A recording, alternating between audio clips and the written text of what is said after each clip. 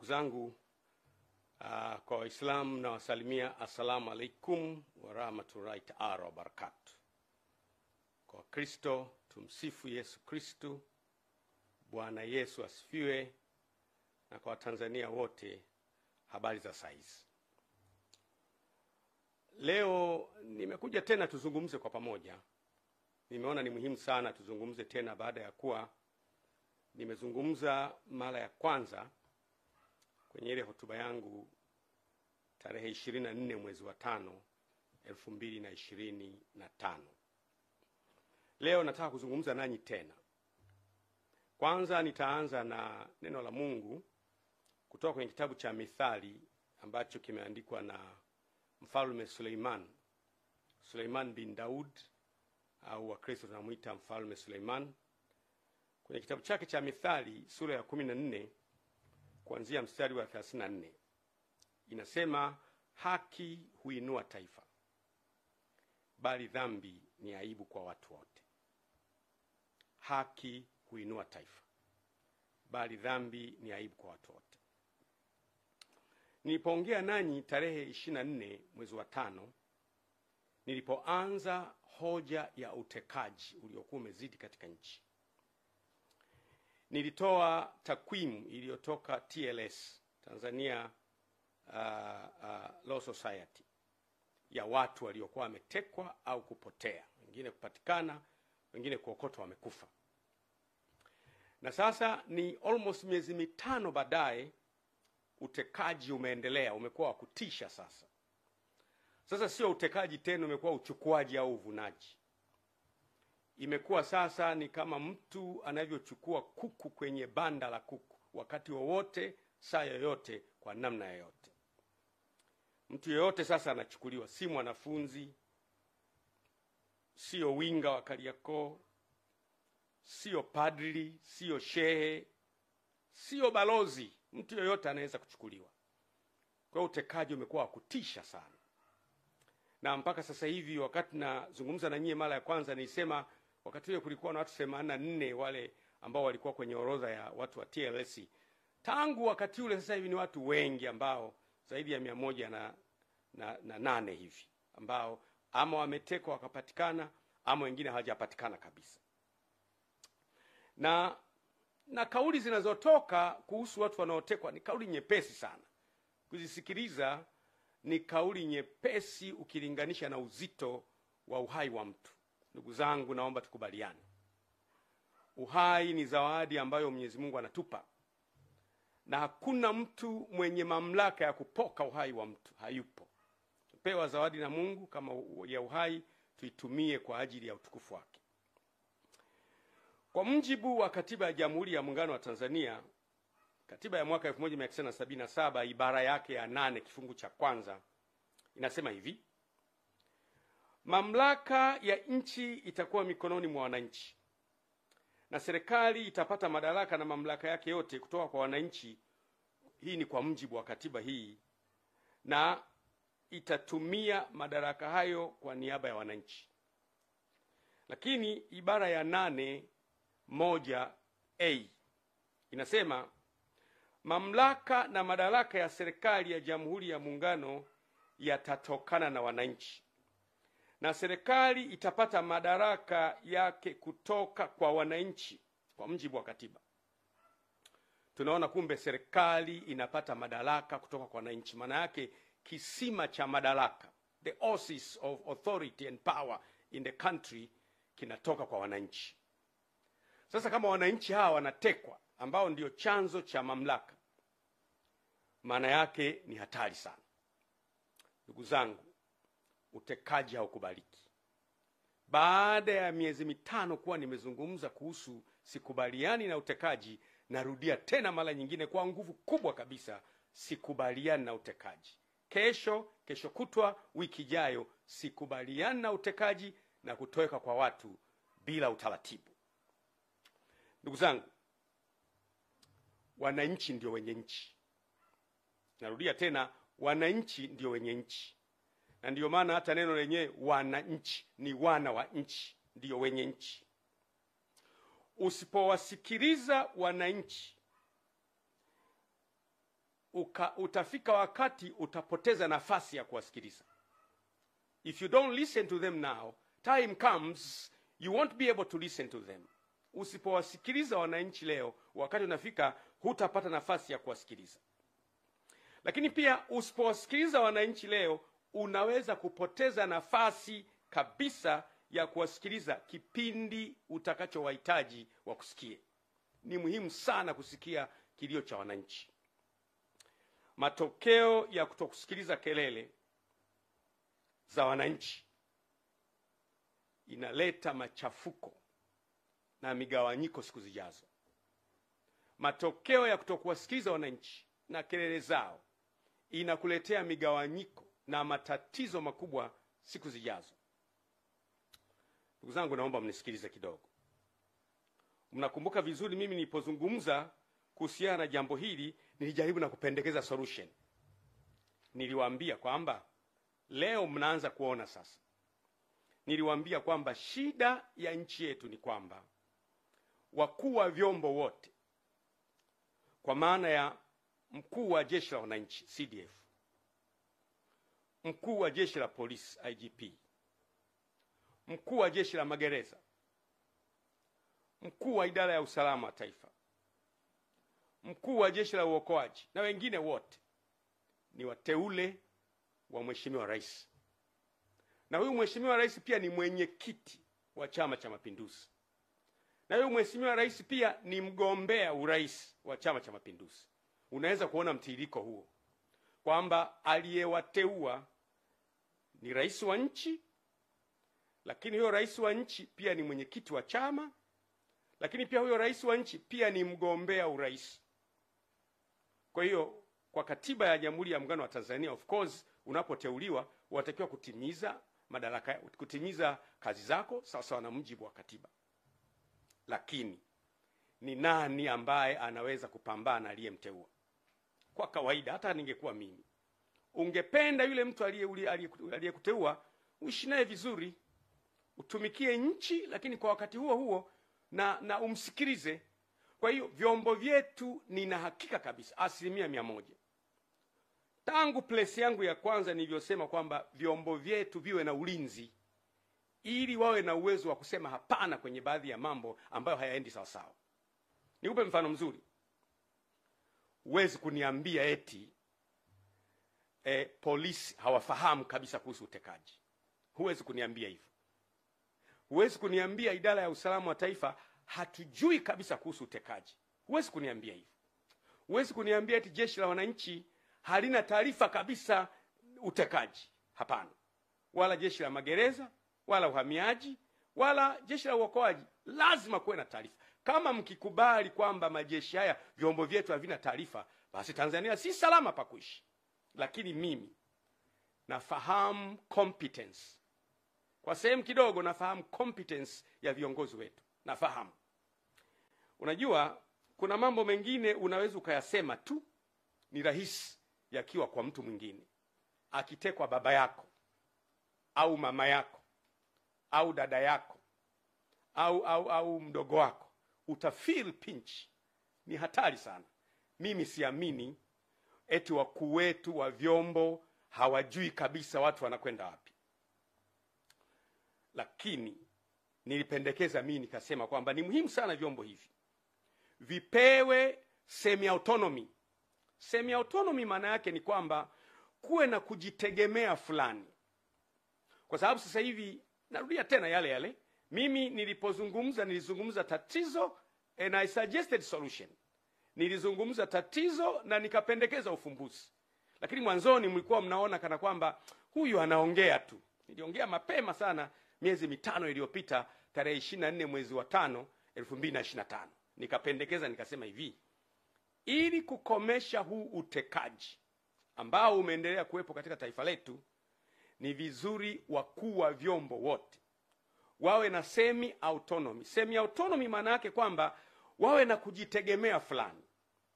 Nikasema kuwe na mamlaka ambayo Mheshimiwa Rais anaweza kumteua, kwa mfano DGIS, mkuu wa idara ya usalama wa taifa, anamteua. Mheshimiwa Rais kama ilivyo kawaida amteue mkuu wa jeshi la wananchi CDF, Mheshimiwa Rais anaweza kumteua mkuu wa jeshi la polisi kama ilivyo na mkuu wa jeshi la magereza na mkuu wa jeshi la uhamiaji na mkuu wa jeshi la uokoaji. Lakini akitaka kuwatoa, kuwe na chombo kingine ambacho kinaangalia sababu za hawa kutolewa. Kuwe na instrument, kuwe na chombo kingine. Mimi nikapendekeza chombo kile kinaweza kuwa ni kamati ya ulinzi na usalama ya Bunge, ambayo sababu zipelekwe kwa nini yule anataka kutolewa. Kwa mfano, sasa hivi natoa mfano tu. Ni mfano, mimi napenda kutumia mfano. Kwa mfano, kama IGP anauona utekaji na hakubaliani, au DGIS wetu wa sasa hivi anauona utekaji na hakubaliani, au mkuu wa jeshi la wananchi anauona utekaji sasa hivi lakini hakubaliani, au mkuu wa jeshi la magereza au uhamiaji au jeshi la uokoaji anauona utekaji lakini hakubaliani, atakwendaje kwa bosi wake aliyemteua, ambaye bosi wake ni mgombea na bosi wake angependa ashinde? Atakwendaje kumwambia bosi, hili jambo mimi sikubaliani nao? Ikitokea, sijasema ndivyo hivyo, ikitokea kile chombo cha utekaji ni chombo cha mmoja wapo kati ya wagombea, ikitokea, sisemi imetokea, lakini ikitokea, if it happens, kwamba chombo cha utekaji ni chombo kimoja wapo cha kikundi cha mgombea mmoja wapo, ikitokea hivyo, nisisemi ni hivyo, lakini ikitokea hivyo, anawezaje mkuu wa jeshi la polisi kumapproach bosi wake kumwambia, bosi, kale ka kikundi kako bwana kanachukua watu? Anawezaje mkuu wa jeshi, mkuu wa idara ya usalama wa taifa kumwambia, bwana bosi, kale ka kikundi kako? Anafukuzwa kazi. Hiyo ni kweli. Usifikiri kwamba kuficha kichwa kwenye mchanga ni kuepuka madhara yanayokuja. Don't think hiding your head on the sand is a means to avoid disaster. Madhara yanapokuja ni kuyafesi na kukabiliana nayo na kutafuta ufumbuzi. Ndio maana niona mimi nitazungumza na kuzungumza tena bila woga. Hapo katikati nilinyamaza kimya nikiwa na tafakari, pengine mambo haya yatakoma, lakini bado yanaendelea. Kwa hiyo si kweli kwamba eti wakuu wa vyombo wanakuwa hawajui kabisa. Wanajua, lakini watafanyaje? Akikaa akafumba macho akalala, ndani ya moyo wake akitafakari, anaona huu utekaji unaharibu nchi, ila atafanyaje? Lakini tungefanikiwa kuwa na semi autonomy, hawa wakuu wa vyombo kuanzia CDF kwa mfano, natoa mfano CDF pamoja na walio chini yake, chief of staff na wengine walio chini yake, tukasema hawa bwana wanatulindia nchi yetu. Kwa hiyo huyu kiongozi wa nchi atakayekuepo, mamlaka ya nchi, unajua watu wengine they are very narrow minded. Ukizungumza mamlaka ya rais, wanahisi unamwongelea rais aliyepo madarakani. Rais ni rais. Rais atakayekuja wote ni rais. Kwa hiyo mamlaka ya rais iwe na uwezo wa kuteua. Lakini kumuondoa CDF, kumuondoa chief of staff na walio chini yake hapo pote isiwe rahisi. Ili huyu CDF anapoona jambo lenye kuharibu nchi na kuumiza nchi inaendelea, awe na ujasiri wa kusema, bosi, kwa unyenyekevu, bosi, hili jambo hapana. Na anaposema hivyo asipate madhara ya kufukuzwa kazini na kuharibikiwa yeye na familia yake. Vile vile mkuu wa jeshi la polisi. Mkuu wa jeshi la polisi, IGP na walio chini yake wote hao 3 4 wenye mamlaka ambao wameteuliwa na rais, wawe na uwezo na wenyewe wakiona jambo la kiutekaji au la kuharibu nchi au lolote ambalo linatishia amani ya nchi, na wenyewe wawe na uwezo wa kusema, bosi, samahani, ili jambo si jema, litaharibu nchi. Wamshauri kwa unyenyekevu na bado hawamvunjii heshima, na bado walinde nchi yetu iwe salama. Iwe hivyo hivyo kwa idara ya usalama, iwe hivyo hivyo kwa uhamiaji, iwe hivyo hivyo kwa magereza. Wawe na uwezo wa kusema hapana kwenye yale mambo ambayo wanaona yanatishia uhai wa nchi yetu, na wasiwe na madhara kwa siku zijazo. Huo ndio ulikuwa ushauri wangu. Niwaambie ndugu zangu, si kweli kwamba eti mpaka leo vyombo havijui balozi mstaafu, mwenezi wa Chama cha Mapinduzi Taifa mstaafu, mjumbe wa kamati kuu ya Chama cha Mapinduzi mstaafu, mjumbe wa halmashauri kuu ya CCM mstaafu, Balozi Polepole eti vyombo vyote havijui iko wapi. Si kweli. Si kweli. Si kweli. Kama Polepole ametowekea akiwa Tanzania, I am 100% nina hakika kabisa kwamba vyombo lazima viwe vinafahamu iko wapi. Na kama havifahamu, basi Tanzania sio sehemu salama kuishi. Lakini mimi kwa kiwango kidogo najua competence ya vyombo vyetu na wakuu wa vyombo. Najua. Mimi najua. Narudia tena, mimi najua competence ya wakuu wetu wa vyombo. Najua kabisa. CDF amekuwa kwenye kazi muda mrefu. Ni mtu competent. Anaiweza kazi. IGP Wambura ni mtu competent kabisa. Namfahamu Wambura tangu akiwa Kinondoni pale. Namfahamu Wambura tangu akiwa kanda maalum. Wambura amefanya kazi kule Mtwara kipindi kile cha mambo magumu. Wambura ni mtu competent. Mimi I'm 100%. Huwezi kunidanganya kwamba eti Wambura hajui kabisa. Wambura atakuwa anajua. Lakini Wambura anamwendeaje bosi wake? Kusema kwamba bosi hili swala haliendi vizuri, atapoteza kazi. DJIS eti ndugu yangu Suleiman Mombo eti hajui kabisa. Anajua. Lakini akienda anaweza kupoteza kazi. Siamini CDF hajui au generali kiongozi wa magereza hajui. Wanajua. Lakini sasa watafanyaje? Wakitulia ndani ya mimi nahakikishia Tanzania tuna vyombo competent. Kwa swala la vyombo tu ni competent, lakini hatujapata a mechanism ya kuwalinda hao wakuu wa vyombo ili na wao watulindie nchi yetu. Kwa hiyo muda unakuja na siku moja itafika. Mimi nasema siku moja itakuja tu ambayo tutapata namna ya wakuu wa vyombo kuwalinda, watulindie nchi yetu na maono yetu. Ndugu zangu, my countrymen, kama tusipofanikiwa kuilinda nchi yetu, ipo siku nchi yetu njema tutaipoteza. Kwa sababu motive ya mgombea yote ni kushinda uchaguzi. Hata ningekuwa mimi, motive ya mgombea yote ni kushinda uchaguzi. Na anaweza kutumia njia ambazo zina damage nchi ili ashinde uchaguzi.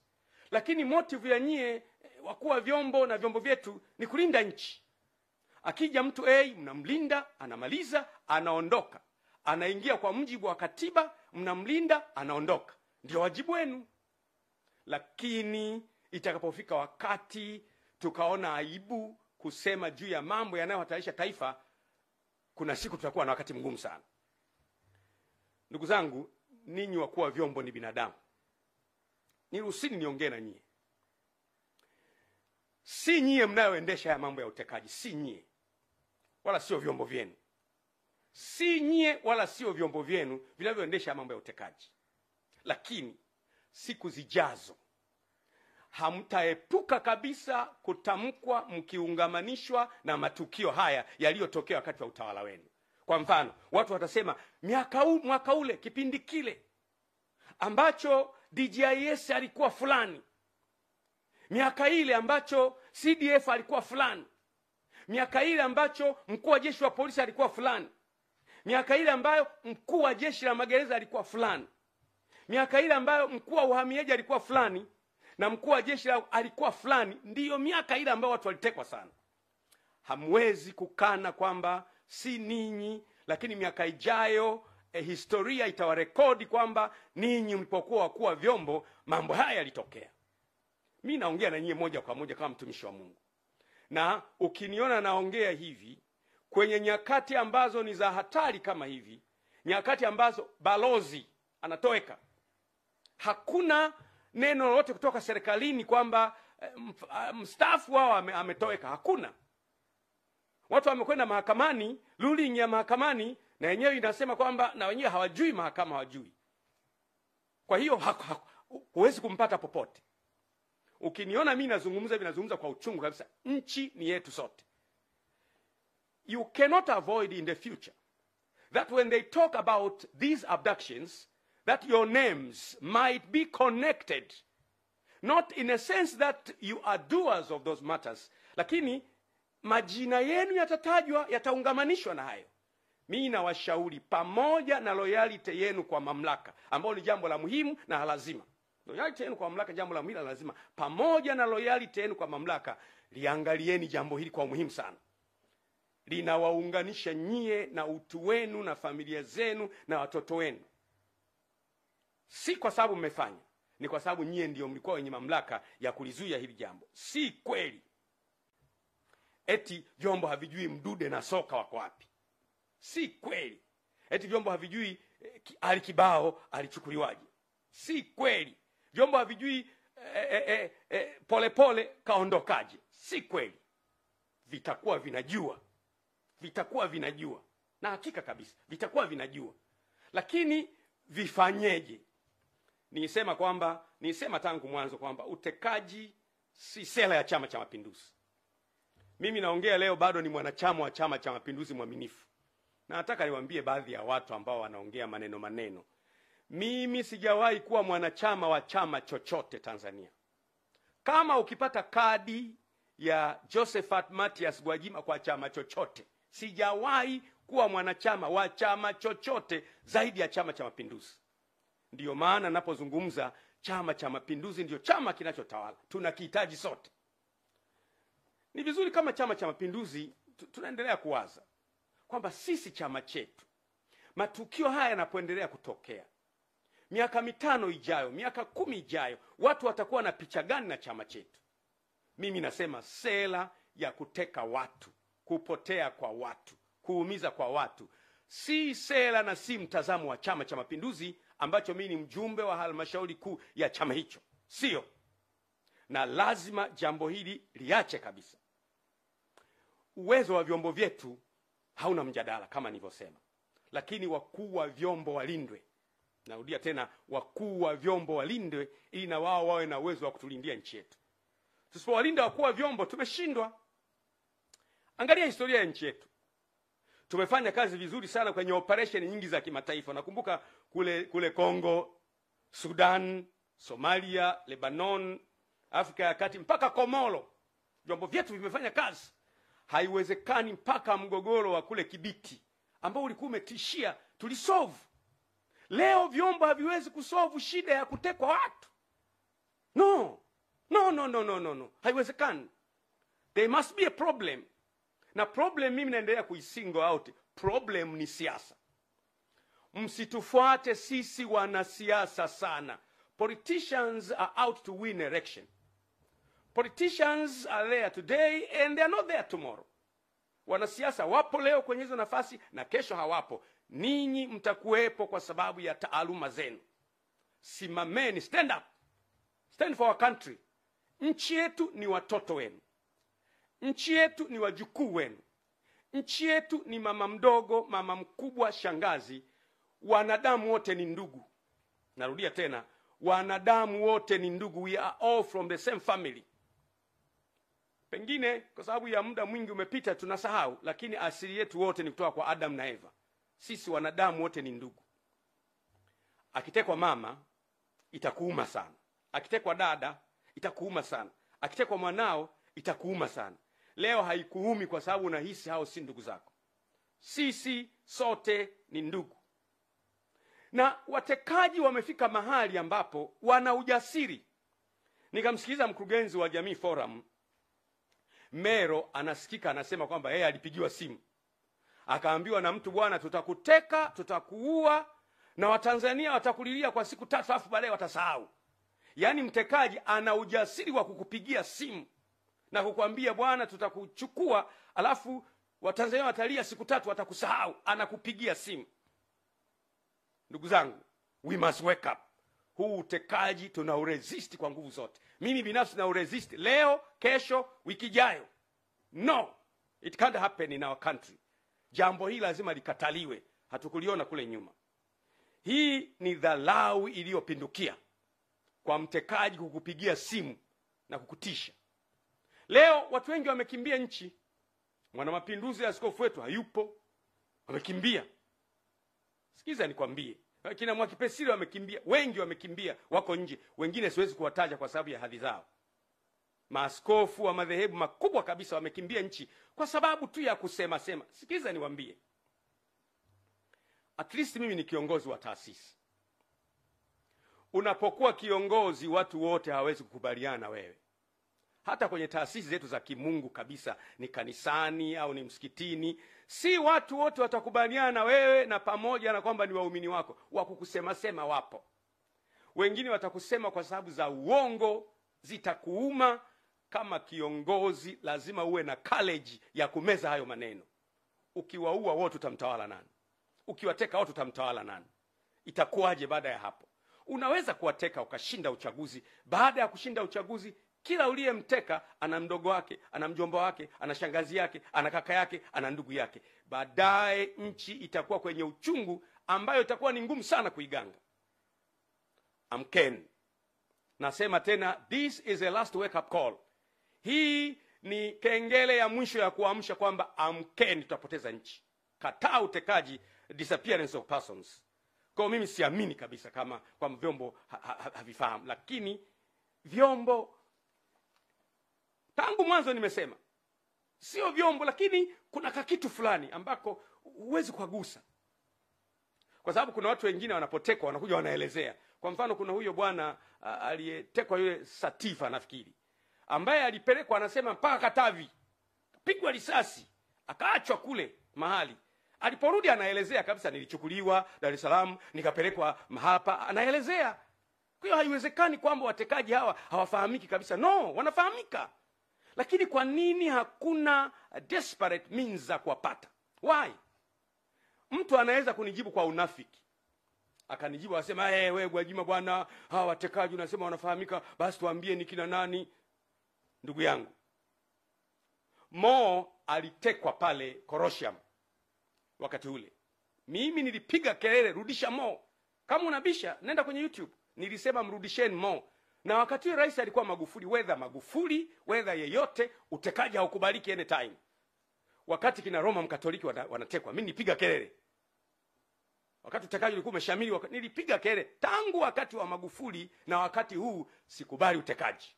Kwa mambo mema ambayo mtu anafanya anatakiwa asifiwe, kwa mambo maovu anayofanya anatakiwa akemee bila kujali yeye ni nani. Tanzania ni yetu sote. It does not belong to a single entity. It belongs to all of us.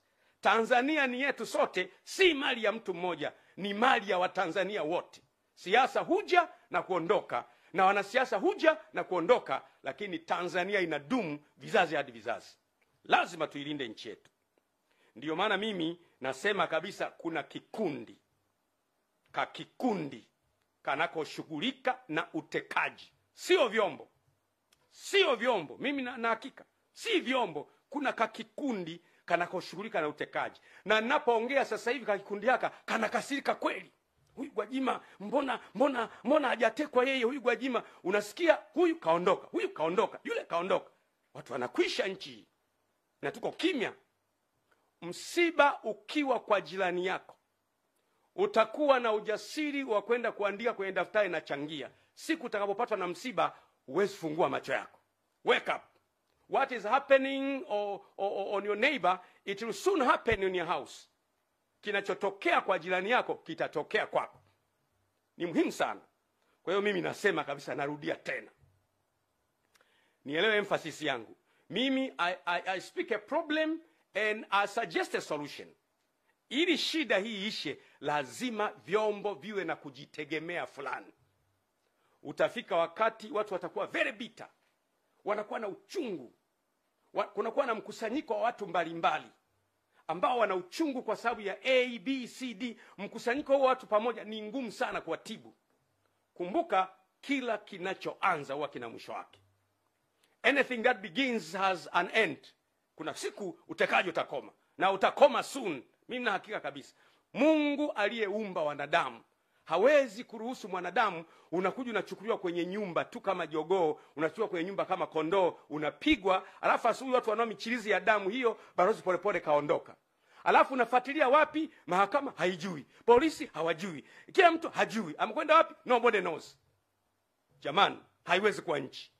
Na mimi mambo haya siyakubali kabisa. Ni mwanachama wa CCM na nitaendelea kuwa mwanachama wa CCM. Na naamini kuna wanachama wengi wa CCM wenzangu ambao hawakubali utekaji. Kama unakubali ni wewe, lakini mimi no. Sikubaliani na utekaji.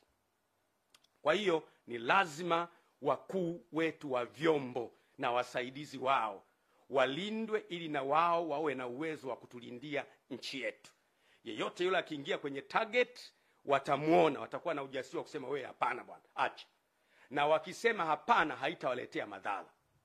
Simaanishi kwamba wakuu wetu wa vyombo ni waoga, no. Na mimi ni binadamu, mtu aliyeniteua nikiona anafanya jambo najua kwamba kuna consequences zake.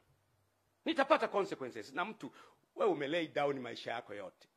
Umetembea njia ya uongozi kuanzia kule chini. Umepanda mpaka kule juu. Leo uje upewe matatizo pale juu. Unashindwa. Mwanadamu ameumbwa na haya. Kwa hiyo nashauri mno, nashauri sana, na hili jambo itakuwa ndio tiba permanent ya utekaji na mambo mengine yanayohusiana na utekaji.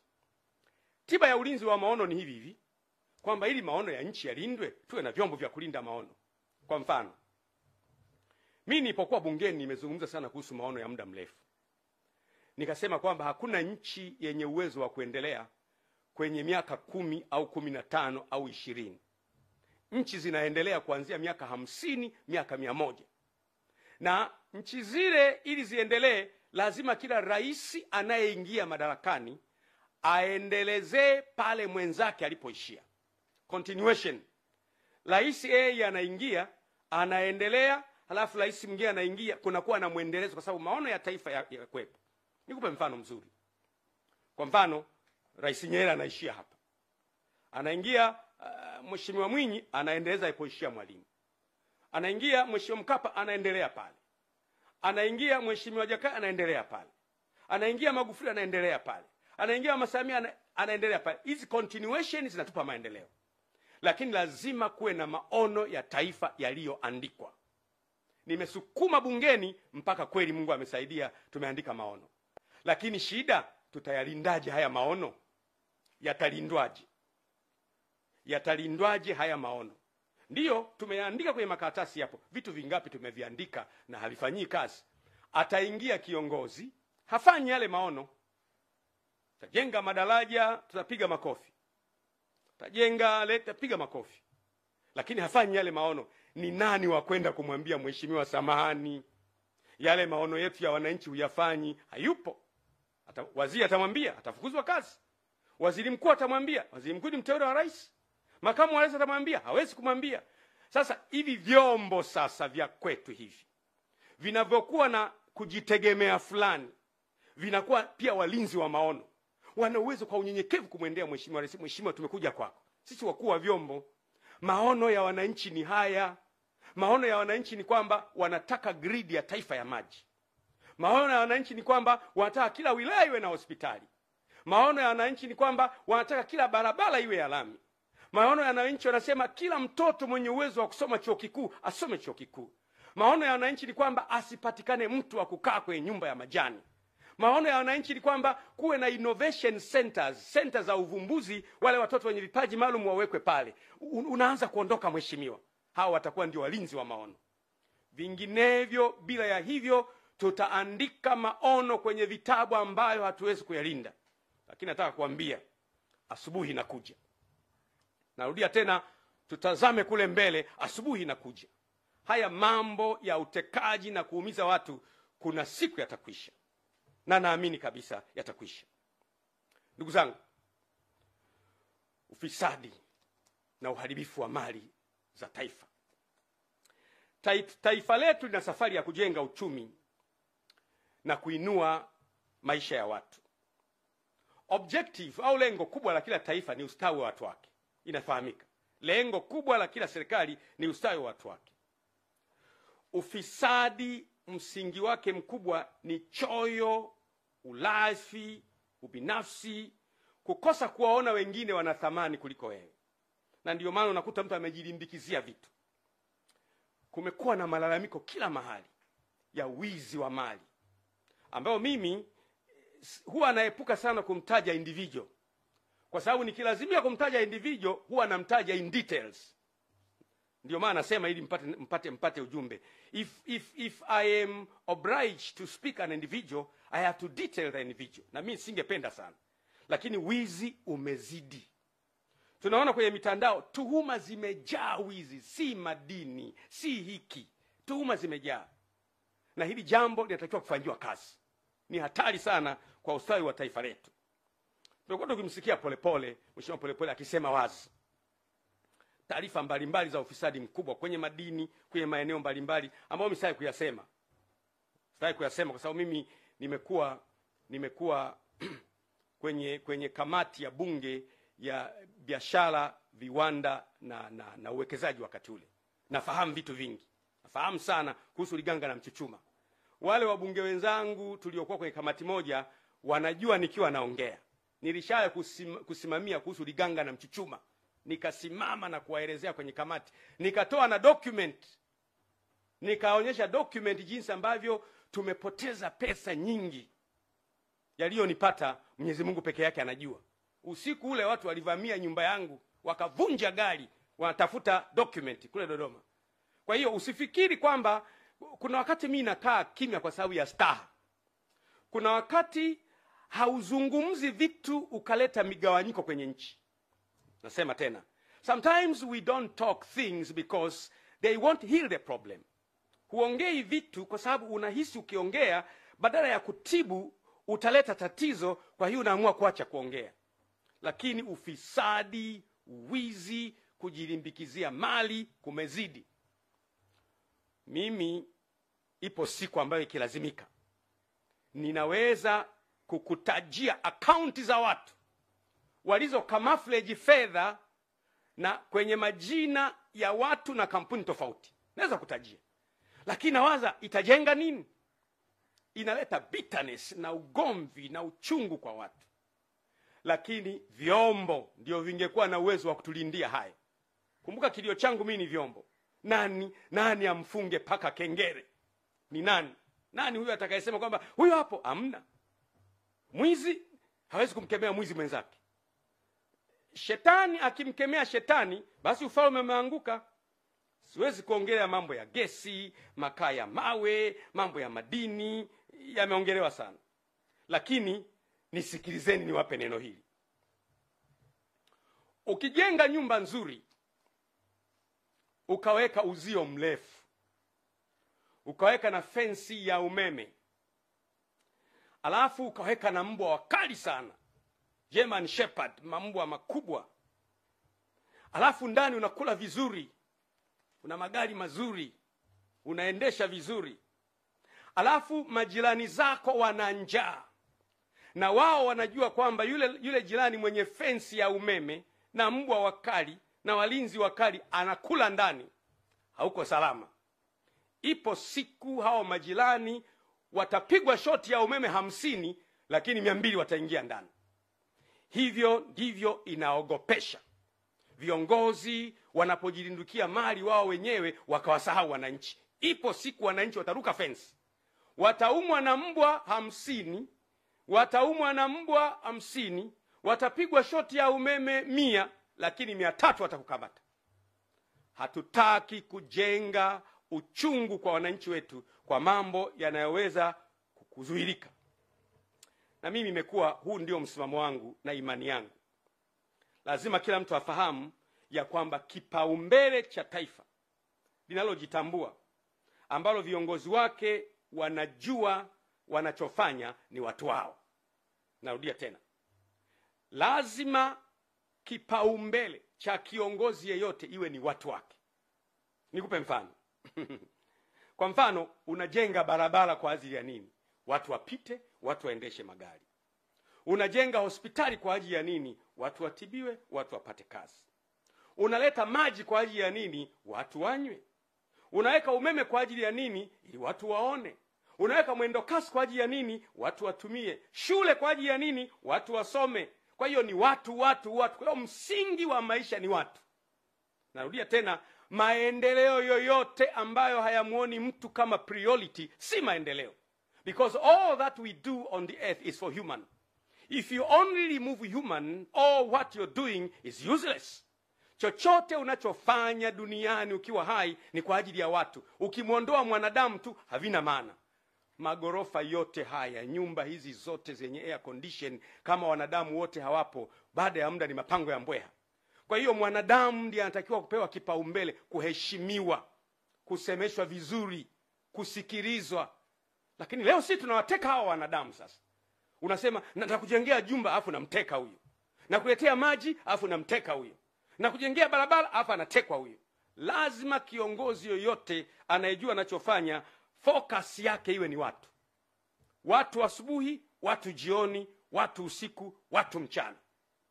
Watu ni wa muhimu kuliko vitu. Na viongozi wazuri wanatoa kipaumbele kwa watu. Ndugu zangu, ukiona giza limekuwa zito sana, ujue asubuhi inakaribia. Giza limekuwa zito sana. Watu wanaishi kwa hofu. Mimi kipindi hiki nimekuwa kimya, watu wananipigia, wanatafuta, mheshimiwa yupo, Gwajima yupo, atakuwa ameshaondoka jamani, atakuwa ameshaondoka naye. Nipo na nipo sana. Nipo sana kwa sababu Mungu amenipa neema ya kuendelea kuwepo. Hatari ninazozipita si za maana sana ukilinganisha na umuhimu wa taifa letu kwa siku zijazo. The dangers I meet are less important in comparison with the necessity of protecting our country in the future. Hatari ni nyingi. Unatembea mtu kwenye mashimo, kwenye mahandaki. Lakini nasema iwe kwenye mahandaki, iwe kwenye mashimo, iwe kwa kujificha, iwe kwa kuishi au kwa kutokuishi, lazima mimi nitaisimamia nchi yangu na kuitetea nchi yangu, na utekaji hapana. No. Na tutazame kule mbele. Asubuhi inakuja. Siku ambayo kutapambazuka, tutembee mitaani, hatuna hofu ya kutekwa wala kupotea. Siku ambayo mtu atakuwa wa thamani kuliko kilomita za barabara ya lami au ya zege. Siku ambayo uhuru wa kuongea na kukosoa utakuwa wazi, utazungumza bila ya kumwogopa mtu. Siku zinakuja. Sasa hata kuipata haki imekuwa shida. Unaona mtu anahangaikia haki. Kwa mfano, nikupe mfano mzuri. Vyombo vya kutoa haki kwa mkono wa sheria vinatakiwa kuwa famu. Mahakama zetu ziwe famu. Bahati nzuri sana, jina hakimu au jaji ni jina la Mungu mwenyewe. Biblia inasema kwamba msingi wa kiti cha enzi ni haki na hukumu. Maandiko yanasema hivyo. Msingi wa kiti cha enzi cha Mungu ni haki na hukumu. Kwa hiyo mtu akiitwa hakimu au mtu akiitwa jaji ni jina la Mungu, kwa sababu Yesu anaitwa hakimu wa haki. Kwa hiyo watu wanapotafuta haki kwenye mahakama hawazipati. Unaweza kufika wakati watu wakafa moyo, wakatumia njia isiyo sahihi kuipata haki yao. Nitoe mfano. Kwa mfano, unamwona mheshimiwa kwa mfano Ruhagampina, mgombea wa chama chake ACT. Tangu alipoanza kugombea akatolewa, amehangaika mahakamani mpaka muda wa kampeni umeisha. Yaani muda wa kampeni umeisha, bado anatafuta haki. Hebu jaribu kuimagine, anatafuta haki tu na yeye awepo kwenye ballot paper apigiwe kula, mpaka muda wa kampeni siku 60 zimeisha. Juzi nimemwona yuko mahakamani anatafuta haki. Muda umeisha, anatafuta haki. Amekata rufaa, hajapata bado, anahangaika, hajapata haki bado, mpaka muda wa kampeni umeisha. Sasa hebu niulize, kama mtu anatafuta haki kwenye chombo cha kumsaidia apate haki, hawezi kuipata, atafuta haki wapi? Na waomba sana, ni muhimu sana kuwaza hayo. Wakati mwingine unaona huruma sana. Lakini muone Tundu Lissu. Tangu mimi nilipotoa mapendekezo kwamba ili nchi iwe stable, iwe vizuri, mwacheni Tundu Lissu ajiunge na chama chake, na wenyewe wagombee, tushindane.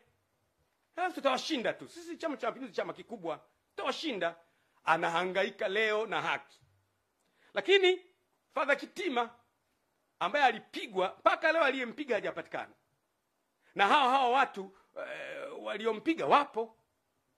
Lakini Balozi Humphrey Polepole, mbunge mstaafu, mwenezi wa Chama cha Mapinduzi na mjumbe wa kamati kuu na mjumbe wa halmashauri kuu ya taifa, mstaafu, amepotea. Dar es Salaam amepotea. Yaani Dar es Salaam unapotea. Dar es Salaam polisi hajui umekwenda wapi, jeshi la wananchi hajui umekwenda wapi, familia hajui umekwenda wapi, lakini umepotea. Lakini msifikiri kwamba watu wanaopotea wanapotea kabisa. Hapana. Hapana. Yule mtu anayeshughulika kukuteka ametumwa, ni binadamu. Baadaye pembea anasema, bwana unajua iko hivi, iko vile, iko hivi. Watu wanajua. Mimi nawashauri mno, vyombo, jitahidini kwa kadiri mnavyoweza kukisaka kikundi hiki ambacho kinateka watu katika nchi. Na mgundue kwamba pamoja na kwamba sio sisi, lakini siku zijazo tutakuja kuunganishwa kwamba tulipokuwa madarakani matukio haya yalitokea. Jambo zuri likitokea, heshima inawaendea nyie. Narudia tena, jambo zuri likitokea katika nchi, heshima inawaendea nyie na vizazi vyenu milele na milele. Jambo baya likitokea, aibu inawaendea nyie milele na milele. Kwa nini tunamsoma Mangungo? Tunamsoma Mangungo leo kwa sababu Mangungo wa Msovelo alikuwa anauza watu wake. Mpaka leo sidhani kama mtu atakubali kuitwa yeye ni wa ukoo wa Mangungo, kwa sababu ukoo ulishaharibika. Kwa hiyo mambo ambayo yanafanyika yana reflect kwenye kizazi chako miaka ijayo. Ni muhimu sana watu wanapotafuta haki wapate haki yao, ili watu wasife moyo. Makanisa ya Ufufuo na Uzima ambao mimi nayaongoza, ni kiongozi wao, yalifungwa kwa sababu mimi nilitoa hotuba ya kupinga utekaji. Unaona sasa ilipofika. Sasa unaweza kujiuliza, mimi nilipinga utekaji, makanisa yakafungwa. Ina maana aliyefunga makanisa na utekaji wana uhusiano? Mimi ni swali lile, sijasema wana uhusiano, ni swali. Kwa sababu mimi nilikemea utekaji. Nikasema utekaji haufai. Makanisa 2006 makanisa yamefungwa. Mikoa yote, wilaya zote, tarafa zote, kata zote yamefungwa. Kwa nini? Nilikemea utekaji. Sasa ina maana kuna mchungaji kiongozi 2006 sasa hivi wako mitaani, hawezi kuongoza ibada. Kuna maaskofu wetu 32 hawezi kuongoza ibada. Kuna waumini 3 na laki kadhaa hawezi kwenda kwenye ibada. Wanawaza nini hawa watu? Tumeamua sasa, basi wamefunga, tutumie njia ya kutafuta haki kwenye vyombo vya haki. Hatujapata mpaka leo. Mpaka nikiwa naongea leo, hakuna muumini wa makanisa yetu, kanisa halijafunguliwa mpaka leo. Kwa nini? Umekemea utekaji. Narudia tena, funga milele, utekaji haukubaliki. Narudia tena, funga kanisa mpaka Yesu arudi, utekaji haukubaliki. Hatutakubali mtu atekwe, awe Muislamu awe Mkristo. Kule Zanzibar wanaendelea vizuri. Zanzibar kule si wamefanyaje? Wenyewe wako kwenye uchaguzi, wanaendelea vizuri. Wapinzani wanaendelea na wengine wanaendelea. Huku kumekuwa na shida. Kwa hiyo mimi kabisa nasema waziwazi kwamba makanisa hayajafunguliwa mpaka leo. Tuko kwenye vyombo vya haki kwa muda wa miezi 5, haki haijapatikana bado. Waumini wako wanazagaa 3 wako mtaani, wananiuliza tufanyeje? Unategemea nini?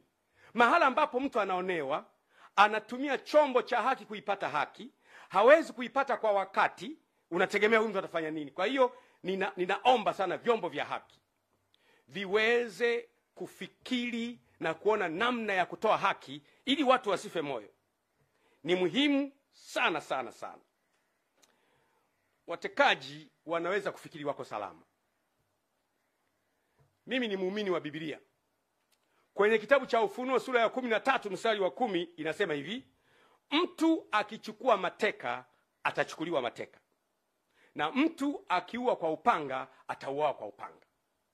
Mambo ambayo mnayafanya kwa watu gizani, mambo yale yale miaka ijayo Mungu ataruhusu wafanyiwe watoto wenu mchana kweupe. Mwanzo sura ya 9 mstari wa 6 inasema, yeye atakayemwaga damu ya mwanadamu, damu yake huyo naye itamwagwa na mwanadamu, maana kwa sura yangu nilimuumba mwanadamu. Nchi inapoanza kumwaga damu za watu wasio na hatia, wewe Waislamu, wewe Wakristo, wewe hawana dini, nchi inaingia kwenye laana. Kwa hiyo ni muhimu sana kujaribu kuepuka jambo hili. Wale Wakristo wa Biblia mnafahamu vizuri. Bwana Yesu alipokamatwa Kama unavyojua Bwana Yesu alikuwa na wanafunzi 12. Alipokamatwa, mwanafunzi wake mmoja anaitwa Petro akachukua upanga akamfyeka mkamataji. Lengo lake lilikuwa zuri, wanamkamata bwana wangu ni wafyeke na wao. Bwana Yesu akamwambia Petro, ulichokifanya ni kizuri. Unanitetea mimi na kuniondoa kwenye tatizo kwa kutumia upanga, lakini mimi nakupenda. Ile Mathayo 26 mstari wa 52, Yesu akamwambia, rudisha upanga wako mahali pake, maana wowote wa ushikao upanga wataangamia kwa huo. Maana yake anayeua kwa panga naye atakatwa panga. Na habari kwa nyie watekaji, acheni. Na wale mlio wateka waachieni, mwachieni polepole. Release polepole, mwachieni polepole. Kama hayupo mtuambie. Waachieni wengine ambao mmewateka, waachieni. Mtaifanya nchi iwe mahala pabaya. Niwape mfano wa mwisho afu namalizia. Ukiona kwa mfano jumla ya watu wote waliotekwa na ndugu zao na rafiki zao na majirani zao na sympathizers wao wanaona huruma. Jumla ya watu wote wanaomwonea huruma Tundu Lissu kama yeye, kwa sababu wapo wana CCM kama sisi tunamwonea huruma, kwa sababu mtu anapokuwa na brain ni asset kwa taifa. Kuna baadhi ya vitu ambavyo tunaacha vyama, tunatumia ubongo wa mtu kwa ajili ya kujenga taifa. Kwa hiyo kuna watu wanamhurumia Tundu Lissu, wengi wapo na wenyewe. Kuna watu wanamhurumia Ruhagampina, jamani Ruhagampina amezuiwa, wapo na wenyewe wengi. Kuna watu wanamhurumia Heche mwenyekiti ambaye anakwenda kwenye msiba wa kumzika Raila Odinga, amezuiwa pale. Leo yuko kwenye matatizo, hatujui yuko wapi. Unaona mambo yanavyokwenda. Kuna watu wanahurumia makanisa ya Ufufuo na Uzima amefungwa jamani. Mkusanyiko wa watu hawa wote, kuna mawinga wanalalamika. Kuna mkusanyiko hawa wote wanapotima kwa pamoja, nchi inakuwa haiko salama. Tunatakiwa tujifunze kuepuka kuignite moto mahala ambapo tunaweza kuzima moto. Niwatie moyo ndugu zangu wananchi. Mungu hachelewi. Mungu hachelewi kuitimiza ahadi yake. Utekaji umezidi, maisha ya watu yanaharibika, na Mungu atajibu. Maneno yangu haya ni ya thamani sana, hasa kwa muda ambao nayazungumza. Kwa muda huu hakuna mtu anaweza kuzungumza na yuko nchini. Mimi niko nchini. Niko hapa kwenye nchi. Wengine wote wamekimbia. Kwa nini? Na ninapozungumza wanaanza, jamani kwa Juma atakuwepo. Sikiliza niwaambie. Bwana asipoilinda nyumba, wao walindao wakesha bure. Na Bwana asipoujenga mji, wao wanaojenga wafanye kazi bure. Ulinzi una Mungu. Mungu akitaka uishi utaendelea kuwepo. Na Mungu akitaka kuondoka utaendelea kuwepo. Kuna siku tutaondoka. Mtekaji ataondoka, mimi nitaondoka, mwenye madaraka ataondoka, watoto wetu watabaki vizazi baada ya vizazi. Lazima tuilinde nchi yetu. Mimi nimedhamiria kusimama na wananchi. Mimi ni mwanachama wa Chama cha Mapinduzi aliyechagua kusimama pamoja na wananchi. Narudia tena, I want it to be very clear. Mimi ni mwanachama wa Chama cha Mapinduzi, ni mjumbe wa halmashauri kuu ya Chama cha Mapinduzi ambaye hakubali utekaji, hakubali uonevu, sikubali ufisadi. Nimedhamiria kusimama na kilio cha wananchi na nitasimama nao mpaka mwisho. Na wanachama wenzangu mnielewe kabisa kwamba nimedhamiria kusimama na wananchi mpaka mwisho, mpaka utekaji uishe. Na tazama kule mbele, asubuhi inakuja na Mungu wetu ni mwaminifu, atatimiza ahadi zake. Asanteni sana wananchi. Mungu awabariki. Mungu aibariki Tanzania. Asanteni sana.